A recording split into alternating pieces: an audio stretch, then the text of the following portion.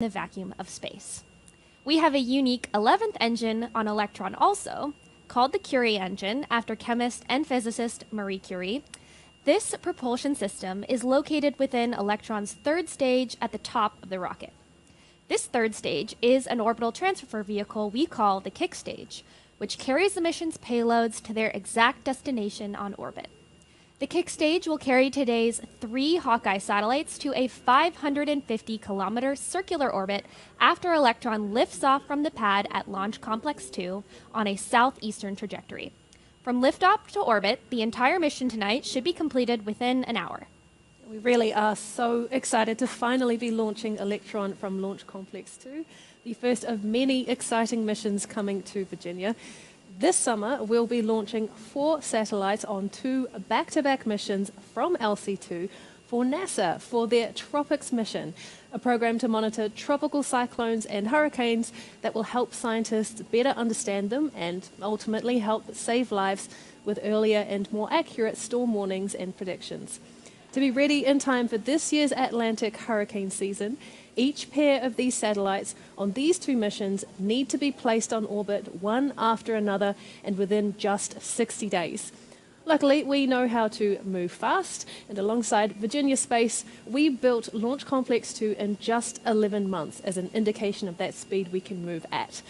For the majority of last year, we launched Electron every month, and our fastest launch turnaround in 2022 was just 15 days.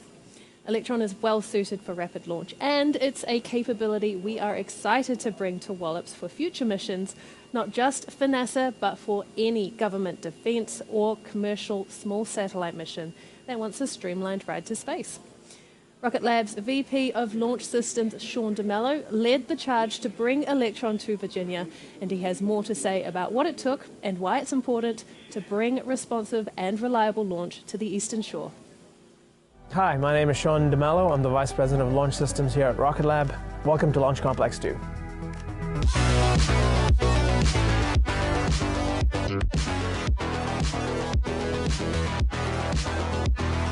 We selected Wallops as a location for Launch Complex 2 because of its high launch availability, the strong support from our partners in NASA Wallops and Virginia Space, and incredible support from the state of Virginia to bring this new launch capability to the Eastern Shore for the nation.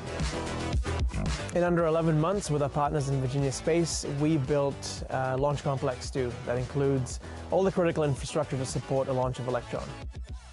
In addition to the launch pad, we've also built the integration and control facility about 8 miles from the launch pad itself. This facility supports parallel processing of multiple electrons, multiple clean rooms for payload processing, as well as houses our mission control team.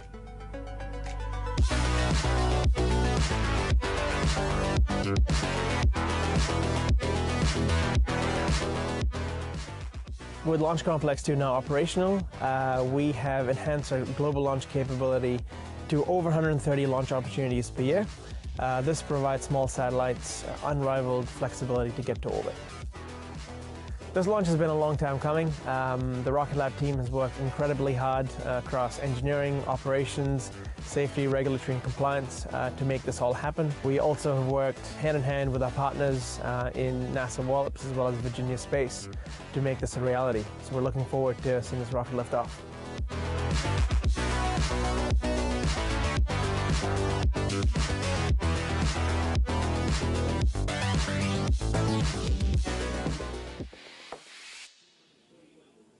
A huge effort from the entire Rocket Lab team to bring Electron to the Eastern Shore.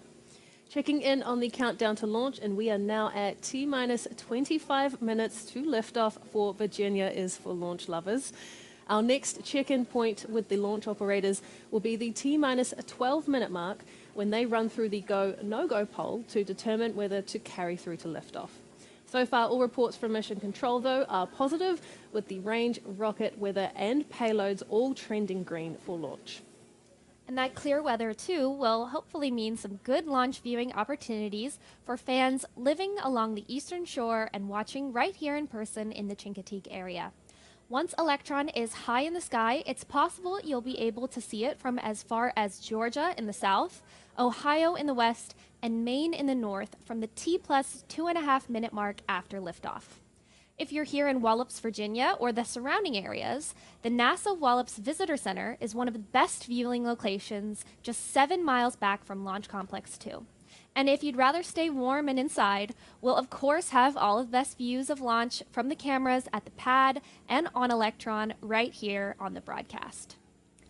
Watching the launch from inside the control room at our integration and control facility will be our range partners in Virginia, NASA and Virginia Space, who own and operate the Mid-Atlantic Regional Spaceport where LC-2 is located.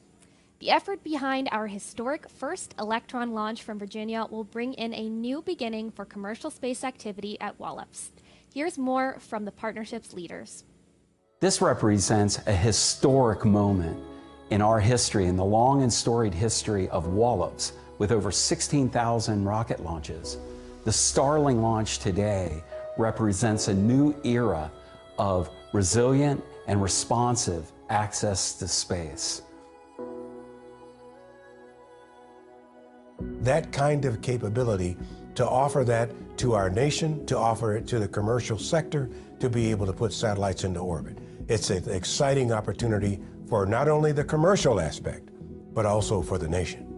Bringing together NASA's engineering with our autonomous flight termination system, enabling and supporting Rocket Lab and the Electron launch vehicle, along with our partners in Virginia with the Mid-Atlantic Regional Spaceport. The AFTS serves as a springboard for increasing the cadence of launches while providing a safe launch where it doesn't rely on human beings. It reduces costs and then allows us to launch more frequently, increasing our efficiency, not just at Wallops, but at all ranges across the United States. So flying with AFTS from Wallops opens a whole new capability for rapid response, rapid succession, and lessens the mission time support to spool up for a mission.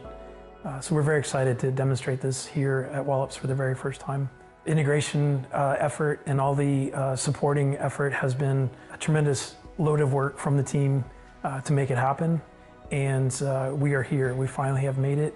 And very proud of the team for the work they've put together to make AFTS happen. We are most thrilled that we were actually able to build LC-2 pad. We built it from groundbreaking to full operational status in 11 months. Now to be able to see a rocket actually launch off of the pad upon which we built. So working here at Wallops with NASA team and Virginia Space team, I feel like it's a unified team. Whether you're wearing a blue shirt or a black shirt or whatever color and whatever lapel pin, we're one unified team.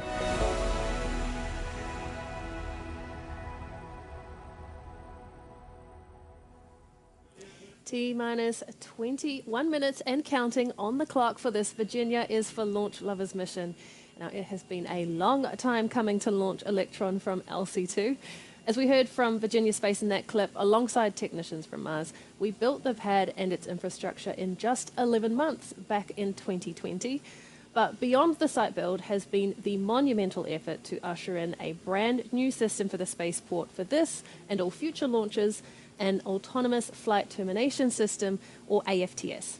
Now, AFTS is a computer-controlled way of making safety decisions for a rocket once it has lifted off the pad. A small box on the rocket is run by software that follows a set of safety rules. If those rules are violated while the rocket is in flight, then the AFTS will quickly end the mission. We designed and built an AFTS system for Electron and have been running it successfully on missions from our launch site in New Zealand for more than 20 missions. On NASA's range at Wallops, though, flight termination has been a traditional human-in-the-loop system. Until today, that is.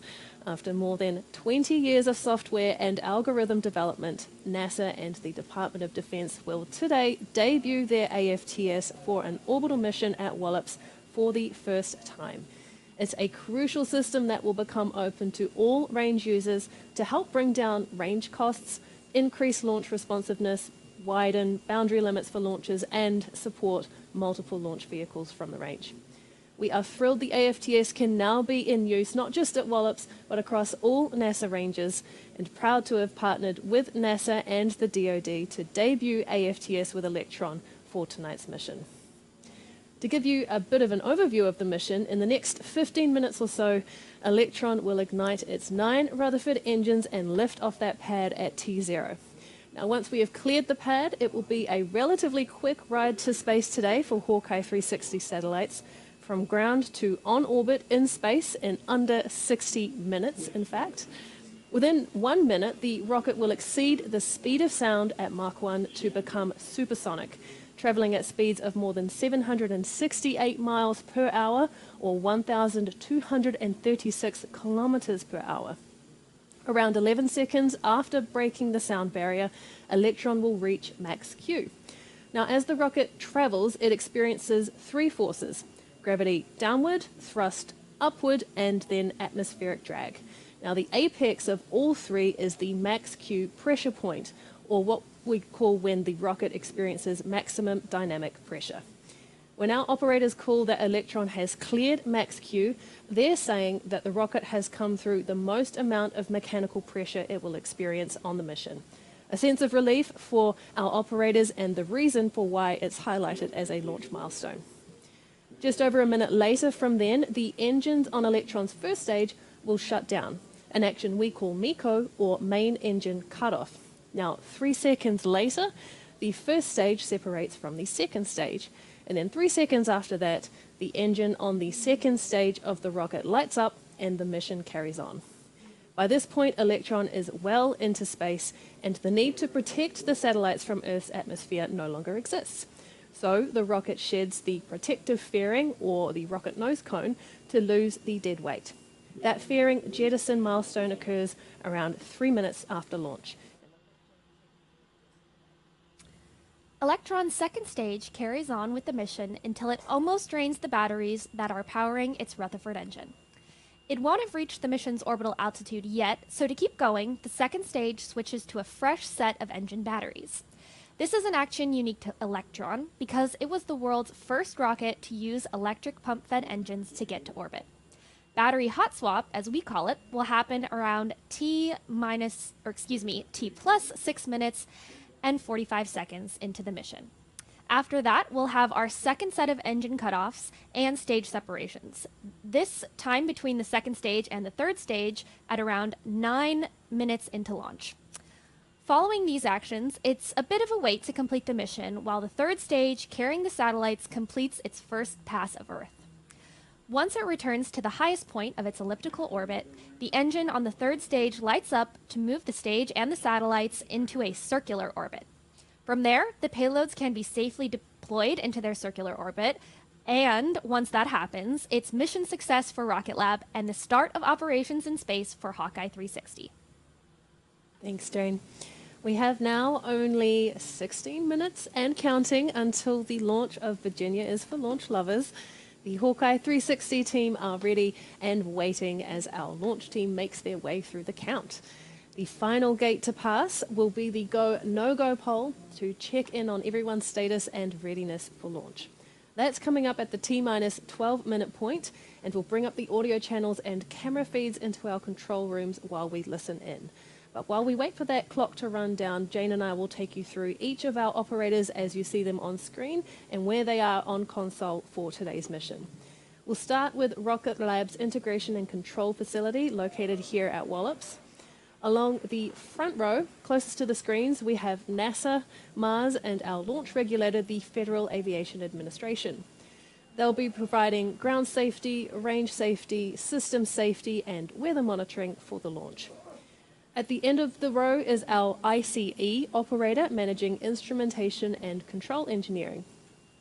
Behind them, in the middle row, is Majority Rocket Lab with 2 Mars operators in the mix. On one end are our avionics engineers who are monitoring all of the rocket's electrical systems.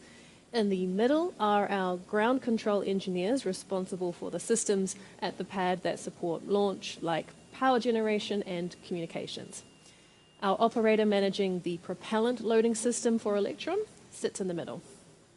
In the back row is mission management, our IT support engineer, our vehicle control specialist called VCON, and the engineer called Stage, who has eyes on the health of the rocket's engines and who watches over Electron's propellant tanks pressures, fuel usage, engine ignition and firing.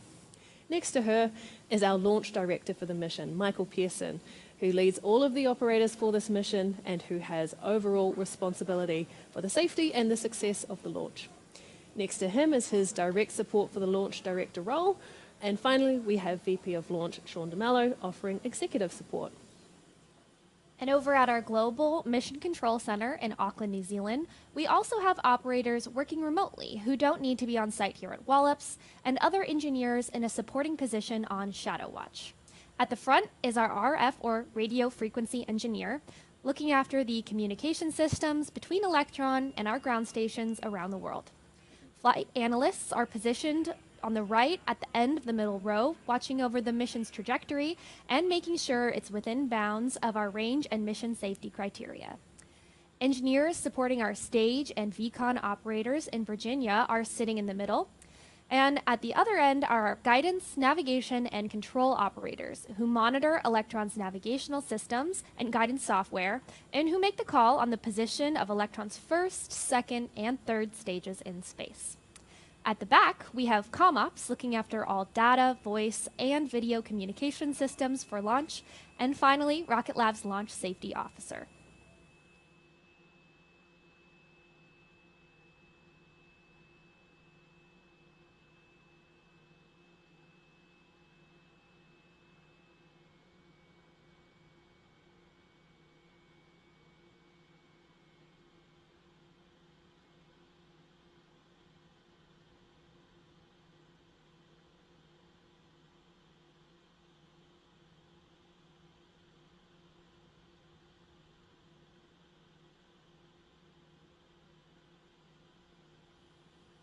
All right, T-minus 13 minutes and counting, and we're coming up on that final go, no-go pull scheduled for T-minus 12 minutes. Let's bring up the comms channels and hear from Launch Director Michael Pearson and the operators to see how we're tracking as we get closer to that T0 time at 6 p.m. Eastern.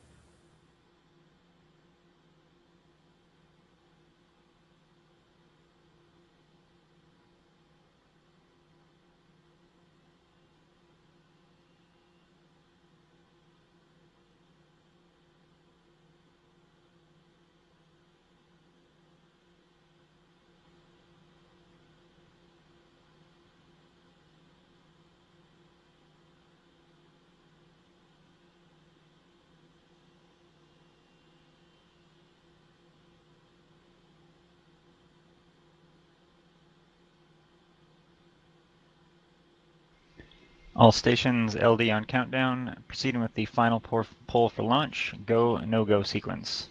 Stage. Stage is go. Avionics. Avionics is go. GNC. GNC is go. VCON. VCON is go. T1. T1 is go. GC. GC is go. PLS. PLS is go. Mars CE. Mars CE is go. Mars Ops. Mars Ops is go. Mars 1.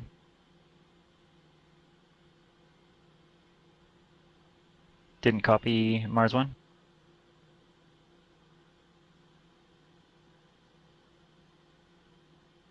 Copy Mars 1, go.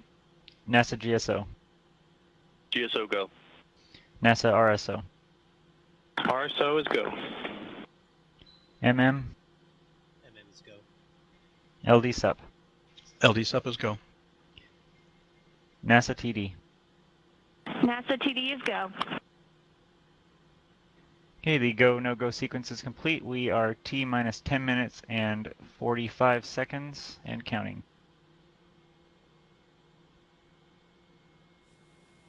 And we are out of the poll for the countdown to liftoff of Virginia is for launch lovers with Electron from Launch Complex 2. As you can see, the clock is moving with T-minus 10 minutes, 27 seconds and counting to liftoff.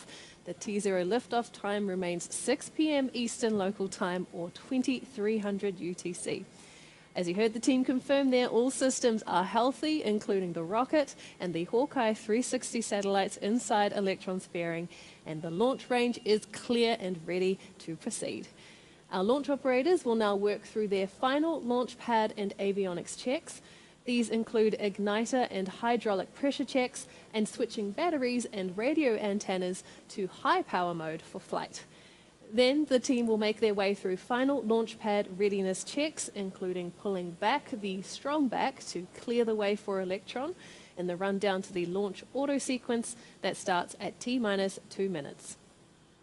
Now, as you can see, Rocket Lab's integration and control facility here in Wallops Research Park is home to a mission control center. But as the name suggests, it's also where we carry out the final integration of the Electron rocket before launch.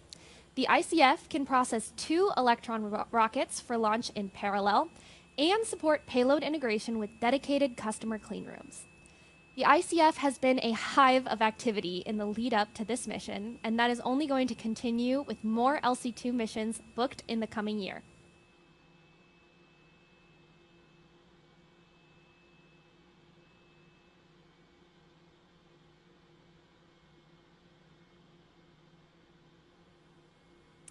Earlier in the broadcast, we talked about the efforts of the many partners working together to get Electron off the pad today.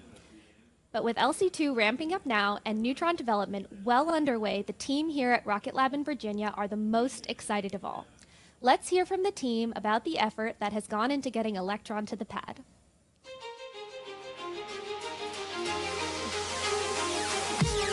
My name is Aaron Kuipers. I'm the Director of Launch and Test Operations here at LC2. Rachel Harley. I'm the LC2 Office Manager here. I'm Nick Griffin. I'm the Inventory and Logistics Lead. My name is Michael Pearson. I'm the Manager of the Integrated Operations Team here at Rocket Lab, and I'm the Launch Director for the first launch out of Virginia.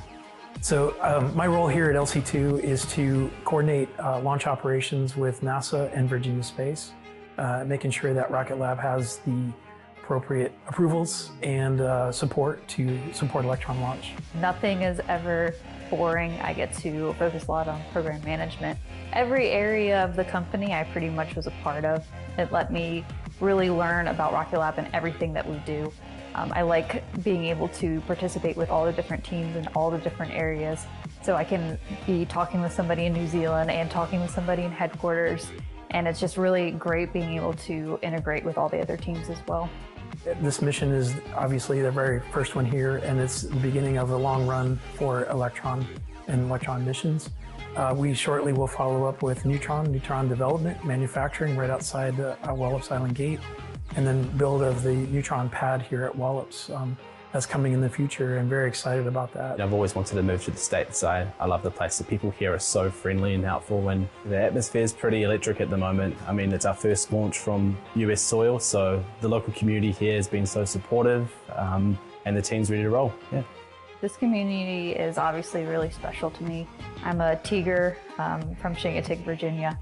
So I did come back here and started working at Rocket Lab 3 years ago. The community itself has always been near and dear to my heart. So Rocket Lab coming into the community, providing education resources, providing jobs, has really meant a lot to me. This is very surreal. It's been a long ride.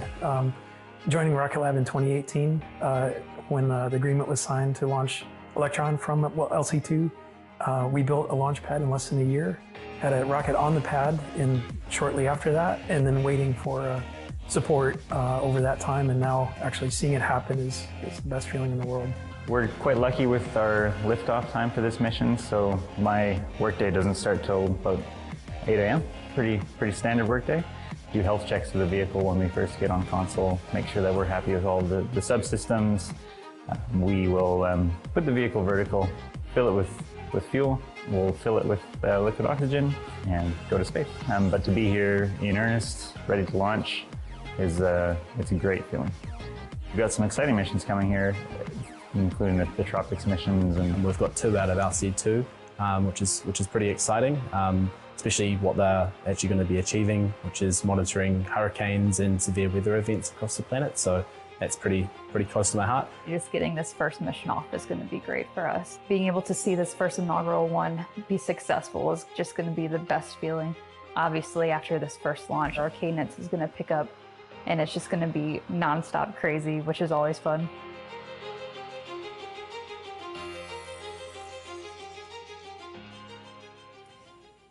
An extraordinary effort from everyone involved.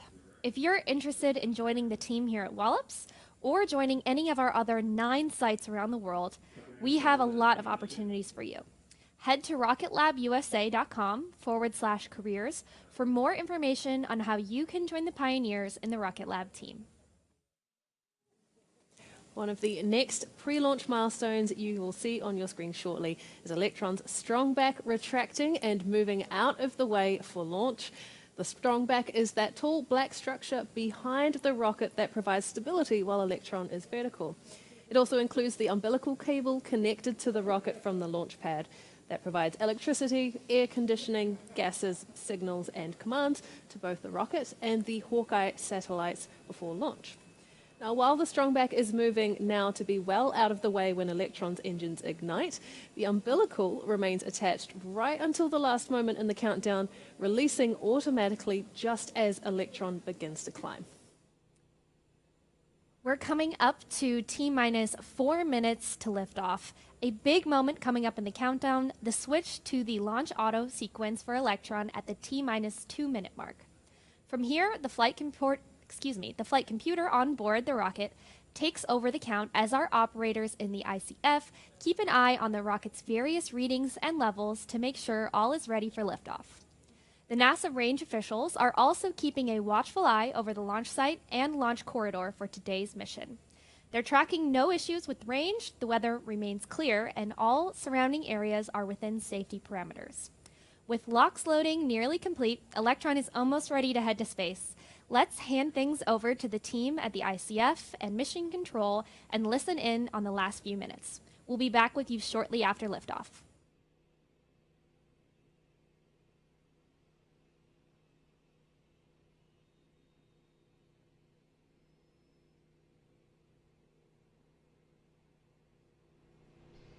All stations LD on countdown. From now on, there should be no red flags on your critical LCCs.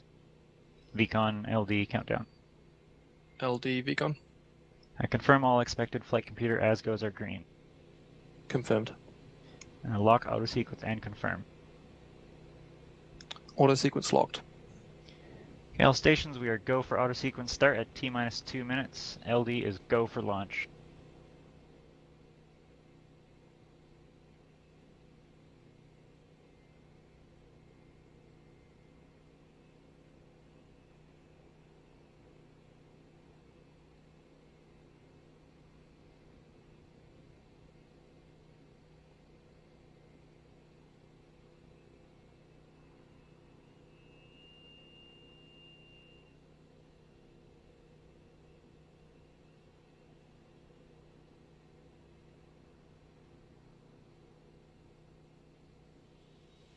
Vehicles on internal power.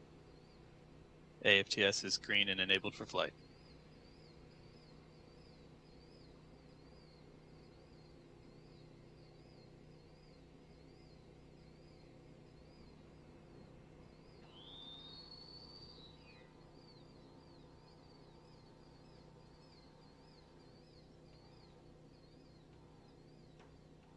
Transitioning logs system into recirculation.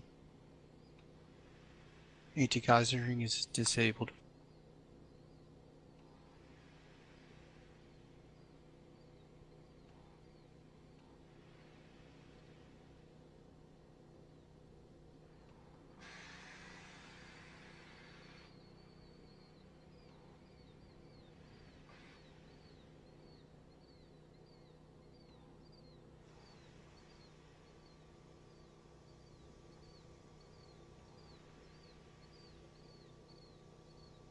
Stage 1 and Stage 2 are pressed for flight. High flow engine purge enabled.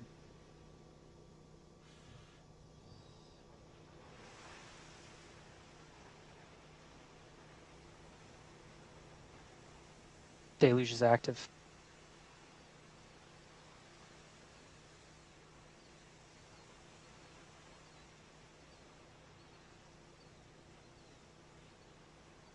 T-minus 20 seconds and counting.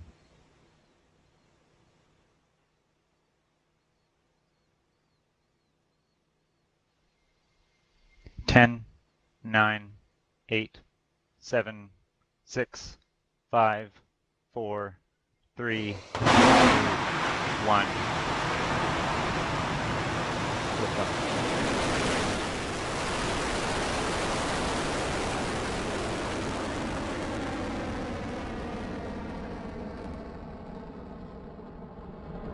Electrons Beginning the pad, pushover. saving ground systems. Stage 1 propulsion is nominal.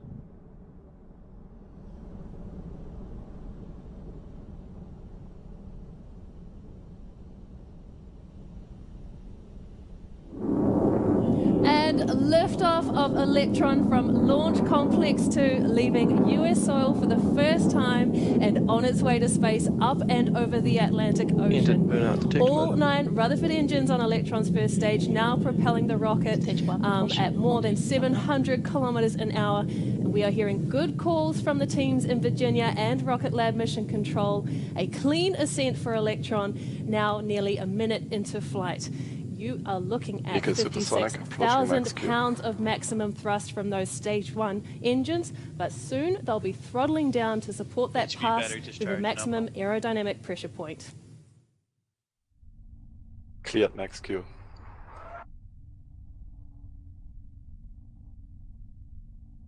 There is the call out. Electron has cleared that first milestone and is continuing nominally. The 9 Rutherford engines on the first stage are throttling back up, and all looks nominal for propulsion there. We are now at 1 minute and 32 seconds into flight, with Electron moving at speeds of nearly more than 3,000 kilometers an hour now. The next major milestone will be those Rutherford engines on the first stage shutting off completely, expected to occur at around T minutes 26 seconds into flight. That will happen just before separation of the first and second stages, which then allows the Rutherford engine on the second stage to fire up and continue with the mission to low Earth orbit. The events are called out from mission control as MECO, stage separation, and stage 2 engine ignition. Meanwhile, those 9 Rutherford 15 engines seconds are to MECO. continuing to propel Electron at more than 6,000 kilometers per hour. 2 minutes and 10 seconds into flight of Virginia is for launch lovers. MECO confirm.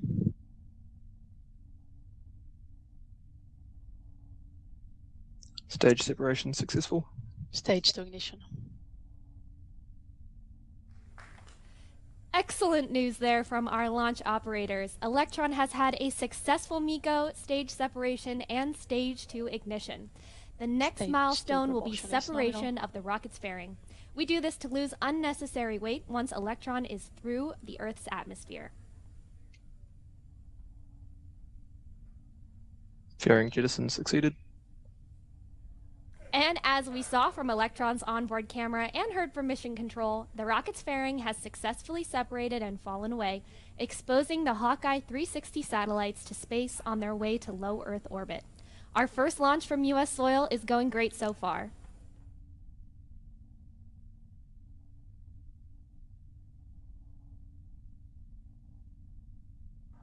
Guidance is nominal.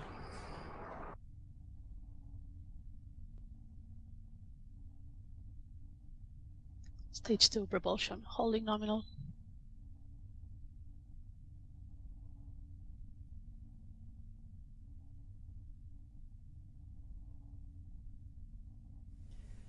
Coming up on 4 minutes into flight of Virginia HVV is for battery launch lovers discharge our is nominal. 33rd Electron mission. The rocket's second stage is now reaching speeds of more than 9,000 kilometers an hour, powered solely by a single space-optimized Rutherford engine. The second stage will take the payload to the height of the mission's orbital altitude before it separates with the kick stage, which will carry on to insert the mission into a circular orbit. Before that, we'll have a few more mission milestones to complete, including a swap of the batteries for the second stage engine shutdown, and then final stage separation. Those events are coming up at around the 6 and 9 minute marks into launch.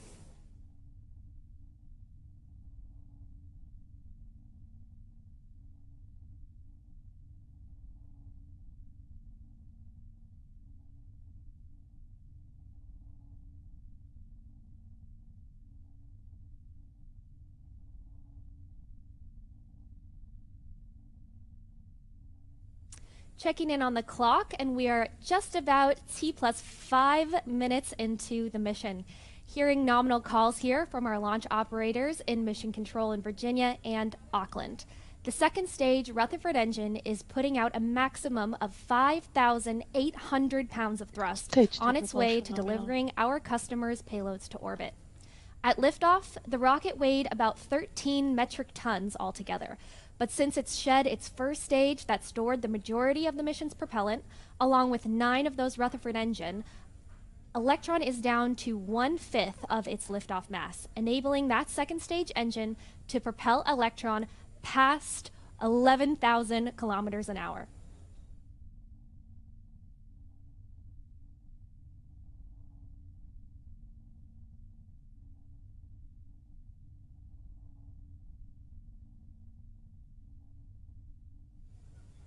We are coming up to our next event in the launch timeline, what we call the battery hot swap. This occurs on the second stage of Electron for the Rutherford engine, which switches over to a new set of batteries to power its electric pumps once the first pair are almost out of energy. Once the swap is made, the old batteries fall away from Electron, and sometimes we see those shiny silver packs on the screen as they go. So let's keep our eyes on the screen and listen in for the call that battery hot swap has occurred.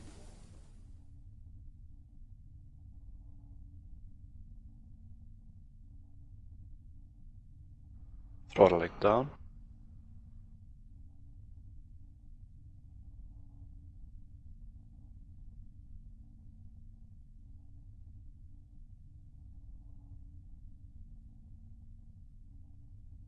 Hot swap successful.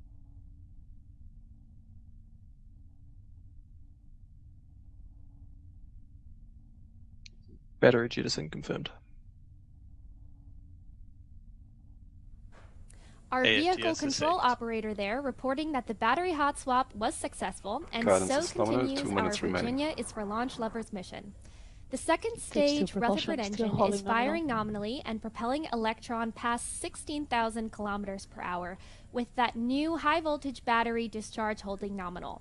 That second stage and the Hawkeye 360 satellites are now at an altitude exceeding 300 kilometers. Electron will continue with this ascent for the next 2.5 minutes until we come up on some of our last actions to complete this mission for Hawkeye 360. They include the shutdown of the second stage engine, followed by separation of the kick stage carrying the payloads so that it can begin its first orbit of Earth before our scheduled payload deployment, expected at around 57 minutes and 18 seconds into flight.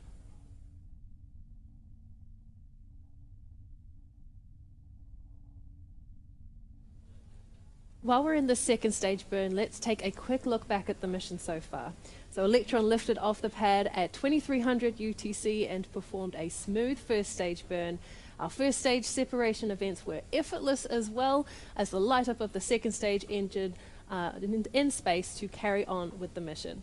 You can see it there moving the mission along at speeds of more than 21,000 kilometers per hour. Hawkeye's payloads will be deployed to a 550 kilometer orbit, so with Electron now past 328 kilometers altitude, we have another 200 or so kilometers to go until that final phase of the mission. Guidance is in terminal, 22 seconds remaining.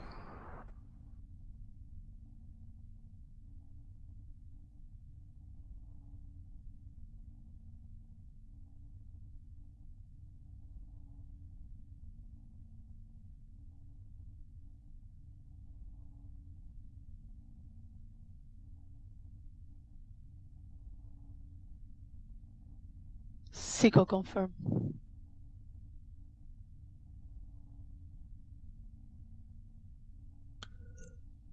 Stage 3 separation confirmed. Nominal transfer orbit achieved.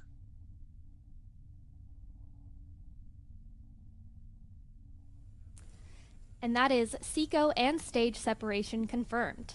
Deployment of the Hawkeye 360 payloads to low Earth orbit is now a step closer with the shutdown of that final Rutherford engine and release of the kick stage into its first Great job on the phasing nominal path orbit, ever. everyone. The kick stage separated into an elliptical orbit of Earth and will take the next 43 minutes or so to bring itself back around to the mission's nominal altitude of 550 kilometers.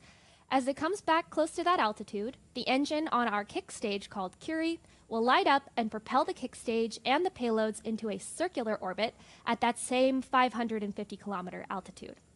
Once it's on the right path, the kick stage will deploy the payloads, Hawkeye 360 can begin operations of their spacecraft, and our role in this mission will be complete.